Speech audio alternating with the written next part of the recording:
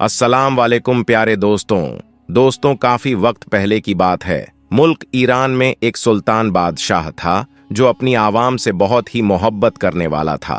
तो उसको दिल्ली तौर पर इस बात की खबर हो जाती थी। एक बार ऐसा ही हुआ, तहज्जुद के वक्त अचानक उसकी आंख खुल गई और उसे घुटन महसूस हुई। वह सोचने लगा कि या अल्लाह, यह क्या मामला है, मैं अपने दिल में बेचैनी महसूस कर रहा हूँ। यह सोचकर उसने वजू किया और नमाज अदा की, लेकिन घुटन कम नहीं हुई। उसे महसूस हुआ कि अब उसे महल से निकल जाना चाहिए, क्योंकि वजह पता नहीं चल रही थी। उसने अपने एक नेक सिपाही को बुलाया और कहा कि आज मैंने गलियों में घूम कर देख लिया, लेकिन मुझे ऐसी कोई बात नजर नहीं आई। लेकिन मेरा दिल घबरा रहा है। मैं तो सो रहा था, लेकिन मुझे ऐसा लगा कि कोई है जो मुझे मदद के लिए पुकार रहा है। कोई है जिसके साथ ना इंसाफी हो रही है और लोग उसे देख नहीं पा रहे। तो सिपाही कहने लगा, चलिए फिर से चलते हैं। तो सुल्तान कहने लगा कि नहीं, अभी नहीं, फजर की अजान हो जाए उसके बाद चलेंगे। सिपाही ने कहा, ठीक है, जैसी आपकी मर्जी। फजर की अजान हुई और उन्होंने नमाज अदा की और फिर भेष बदलकर ईरान की गलियों में निकल खड़े हुए।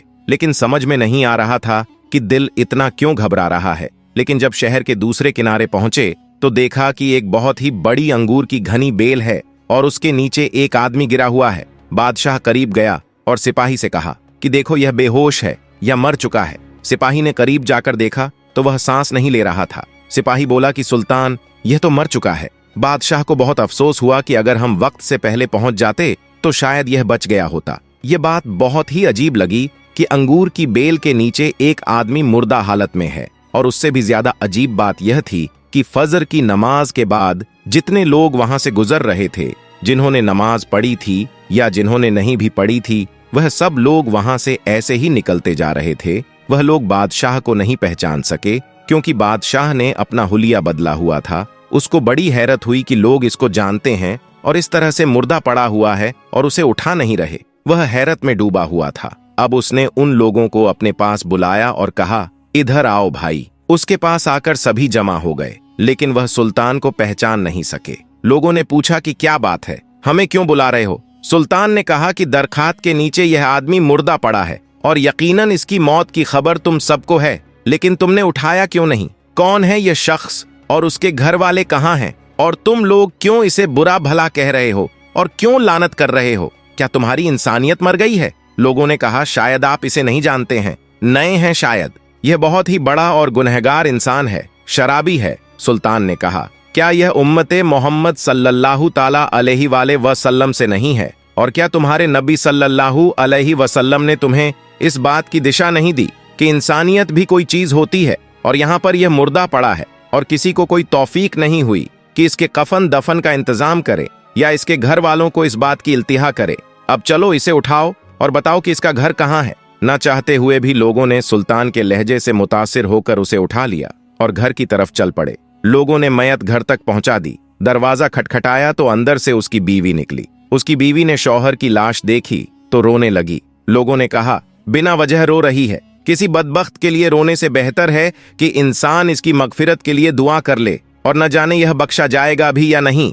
बहुत बुरी हालत में दुनिया से गया है। सोचो, अंगूर की बेल के नीचे मौत हुई है। लोगों ने कहा, हमने इसे यहाँ तक पहुंचा दिया, अब हम इसके जनाजे में शरीक नहीं होंगे। अब नहीं चाहते कि हमारी कब्र में भी सांप बिच्छू आए। ये बहुत ही बड़ा बदकार है और हम लोग इसके नमाजे जनाजे में शरीक नहीं होंगे। आप इसे यहाँ तक लेकर आए हैं, आप ही जाने और इसकी बीवी जाने। यह कहकर लोग वहां से चले गए। लोग तो थू थू करते जा रहे थे, लेकिन सुल्तान को बात समझ में नहीं आ रही थी कि इसकी बीवी इतना तड़प क्यों रही है। कोई तो वजह होगी। थोड़ी देर के बाद जब वह खामोश हुई तो सुल्तान ने कहा, क्या तुम मुझे बताओगी इसके साथ क्या मामला हुआ? एक दरख्त अंगूर बेल के नीचे उसकी मौत हुई है, क्या वजह है? क्या तुम मुझे बता सकती हो? वह औरत कहने लगी कि मैं गवाही देता हूं कि बेशक यह नेक लोगों में से है। यह बात सुनकर बादशाह को और भी ज्यादा हैरानी हुई। सुल्तान ने कहा, अभी लोग जो बातें कर रहे थे और मैंने जो उन लोगों की बातें सुनी है, वह इसे बुरा भला कह रहे थे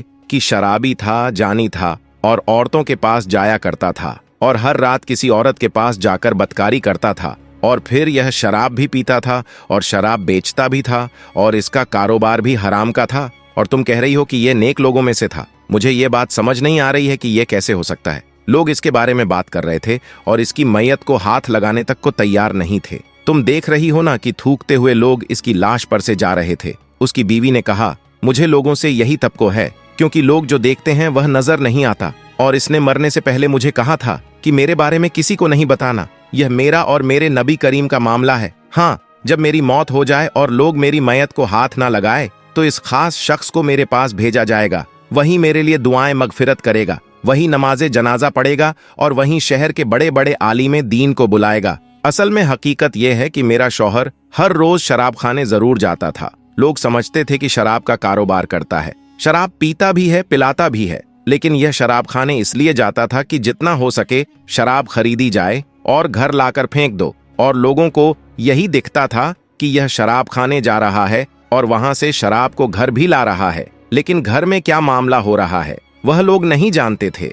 वह सिर्फ मेरा अल्लाह जानता था और मुझे और मेरे शौहर को पता था। मेरा शौहर कहा करता था कि चलो कुछ तो गुनाहों का बोझ मुसलमान से हल्का हुआ। मैं शराब खाने गया और अल्लाह ने मुझे जितना नवाजा हुआ है उन पैसों से ही शराब खरीद कर लाकर यहाँ पर दफन कर दी है। कम से कम जितनी शराब यहाँ दफन हुई है इतने लोग शराब तो नहीं पी सकते, और इस गुनाह को कम करने के लिए मैं कुछ तो किरदार अदा कर रहा हूँ। बादशाह ने कहा, फिर वह बदकार औरतों के पास जाना, क्या वो तुम्हारा शौहर जानी नहीं था? औरत ने कहा, हरगिज नहीं, वह जानी नहीं था, बल्कि जिन्ना को पसंद ही नहीं करता था। वह हर रात एक बुरी औरत के पास जाता जो अपने जिस्म का सौदा करती थी, और यहाँ के रहने वाले लोग जो दिन की रोशनी में खुद को बहुत ही शरीफ जाहिर करते थे, वह लोग रात में उस औरत के पास जाते और मेरा शौहर उस औरत को उज्जरत देता। अल्लाह ने मेरे शौहर को बहुत नवाजा हुआ था, पैसों की कमी नहीं थी। उसने उन पैसों को उन औरतों को देकर गलत काम को छोड़ने के लिए मजबूर किया है। वह कहता है, ए औरत, मैं तुझे पैसे दे रहा हूँ जिसके लिए तू अपने आप को बेच रही है। तू यह काम ना कर, मुझसे पैसे ले और अपना दरवाजा बंद कर दे। और मेरे शौहर को उस बदकार औरत के पास लोग देखते और यही समझते थे कि वह अंदर चला गया और जिनाह कर रहा है, जबकि मेरा शौहर उसको बहन बनाकर यह कहता था कि मेरी बहन का रिस्क इंतजाम हो। मेरा शौहर कहा करता था कि अल्हम्दुलिल्लाह, आज उस औरत के लिए नौजवान मुसलमान को कुछ तो रोका होगा। लोग उसको उन गुनाहों पर आता जाता देखते। मैं उसे कहती थी कि याद रख, जिस दिन तू मर गया लोगों ने ना तुझे गुस्ल देना है और ना ही तेरी नमाजे जनाजा पढ़नी है और ना तुझे दफनाना है। और वह मुस्कुरा देता और मुझसे कहता कि घबरा मत, तुम देखोगी कि मेरा जनाजा बड़े बड़े उलेमा इकरार और वक्त के सुल्तान पढ़ेंगे। यह सुनकर सुल्तान के दिल में हैवतारी हुई कि जिंदगी भर लोग जिसे बोलते रहे कि यह बुरा है, अल्लाह ताला ने उसकी मौत को कितना उम्दा किया है। खुशी के तौर पर शहर के सबसे मौजहीन लोगों को उसके जनाजे में शिरकत के लिए भेजा गया। सबसे बड़ी बात थी कि सुल्तान के दिल में यह बात डाली गई कि वह भी तहज्जुद के वक्त, जब अल्लाह ताला अपने बंदे के बहुत ही करीब होता है।